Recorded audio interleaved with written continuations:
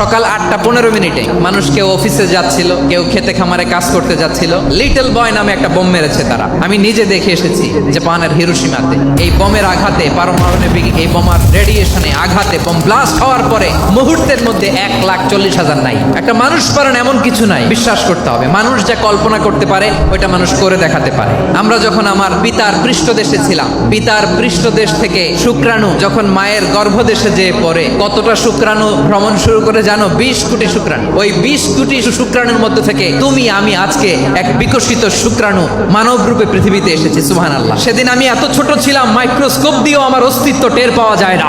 তারপরেও ওই প্রতিযোগিতায়, ওই কম্পিটিশনে যখন আমারে কেউ হারাতে পারে নাই, আল্লাহর জমিনেও আমারে কেউ হারাতে পারে না। হারার জন্য তোমার জন্মই হয় নাই, তুমি আসছোই জিতার জন্য। সুবহানাল্লাহ। একটা কথা জীবনের সাথে সেট করে নিতে হবে, আমি জিতি নয় শিখি, আমি কখনো হারি না।